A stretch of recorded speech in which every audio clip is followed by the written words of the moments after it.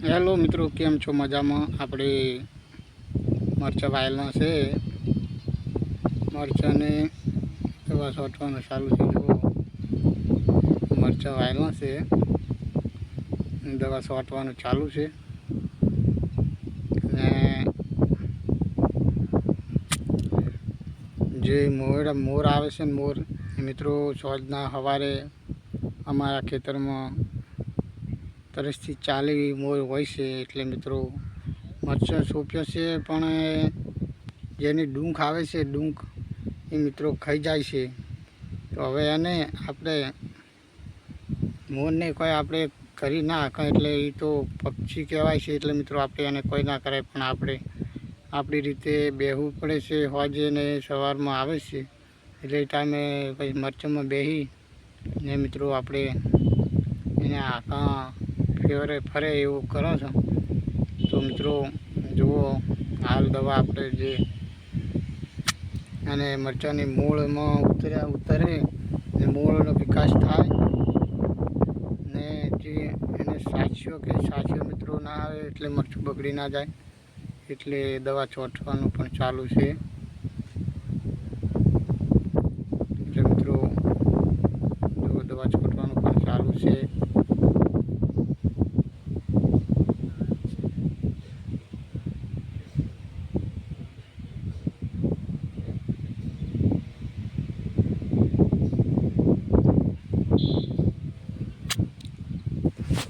હમણાં આપણે બાજરી ભેંસો માટે વાયેલી છે છેડે.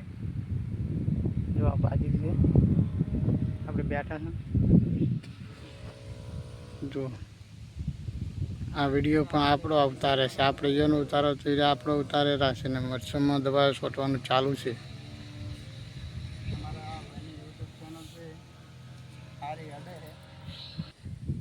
પંપમાં દવા થઈ રહી છે અને પંપ ભરવા જાય છે.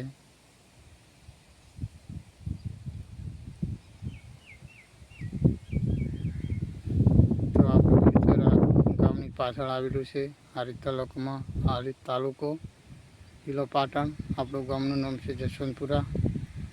તો જો મિત્રો, ખેતરમાં મરચાં છે, પછી રેંગણા છે, ટોમેટી વાયેલી છે. તો તમને બતાવું. જો આ રેગડીના છોડ છે, ધોળું રેગડેલું આવે એ છે. જો બધા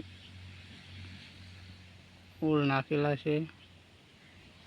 આ છે રેગડા.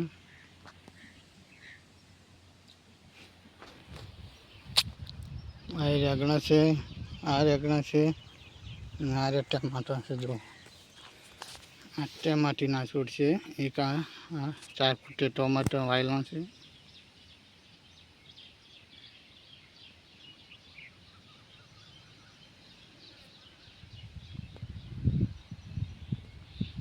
મિત્રો આપણને વેચવા ટાઈમે પણ વિડીયો બનાવવાના છે, અને આપણી ચેનલને સબસ્ક્રાઈબર નવા હોય તો કરતા રહેજો, ને વિડીયોને લાઈક શેર કોમેન્ટ કરજો મિત્રો.